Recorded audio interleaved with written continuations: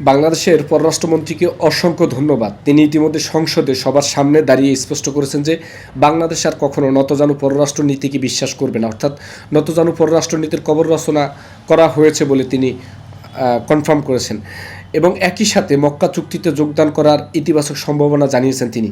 এবার আসি, মক্কা চুক্তিতে যোগদান করলে বাংলাদেশের সামরিক খাতে কী কী উন্নয়ন আসবে। এক নম্বর যদি বলি তাহলে সেটা হচ্ছে অবশ্যই বাংলাদেশের নিরাপত্তা ও প্রতিরক্ষা সক্ষমতা বাড়বে। বাংলাদেশে আমাদের শত্রু রাষ্ট্রগুলোর যেই কালোচক্ষু আমরা দীর্ঘদিন ধরে অপেক্ষা করতে হচ্ছে সেটা আর কখনোই হবে না। বাংলাদেশের নিরাপত্তা এবং প্রতিরক্ষা সক্ষমতা অনেক গুণে বৃদ্ধি পাবে। দুই নম্বর যদি বলি সেটা হচ্ছে যে তুরস্কের উন্নত সামরিক প্রযুক্তি সুযোগ পাবে বাংলাদেশ।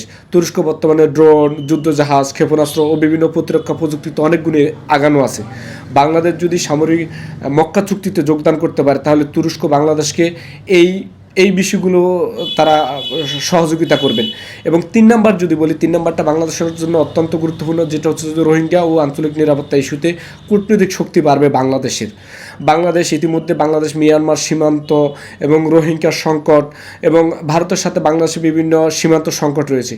সেই বিশেষ করে মুসলিম বিশ্বের ভিতরে বা এশিয়া মহাদেশের ভিতরে বা আন্তর্জাতিক বাজারে বাংলাদেশ মিয়ানমারের সাথে যে সীমান্ত সংকট এবং রোহিঙ্গার সংকট, সেগুলো মোকাবেলা বাংলাদেশ অনেক গুণে বেশি ভূমিকা রাখতে সক্ষম হবে।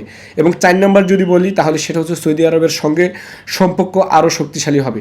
সৌদি আরব বাংলাদেশের ইতিমধ্যে অন্যতম গুরুত্বপূর্ণ শ্রম বাজার এবং অর্থনৈতিক অংশীদার।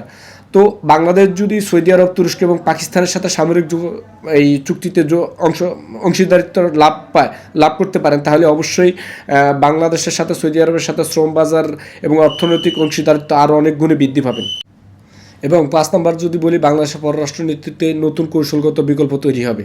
বাংলাদেশ পররাষ্ট্রনীতিতে যে আমরা যদি মক্কা চুক্তিতে যাইতে পারি তাহলে আমাদের নতুন কৌশলগত কূটনৈতিক সৃষ্টি হবে। মক্কা চুক্তিতে অংশগ্রহণ করলে সৌদি আরব, তুরস্ক, পাকিস্তানের সঙ্গে একটি নতুন কৌশলগত বলয় তৈরি হতে পারে বাংলাদেশের। এবং ছয় নম্বর যদি বলি সেটা হচ্ছে যে মুসলিম বিশ্বের মধ্যে বাংলাদেশের নেতৃত্বের ভূমিকা বাড়বে।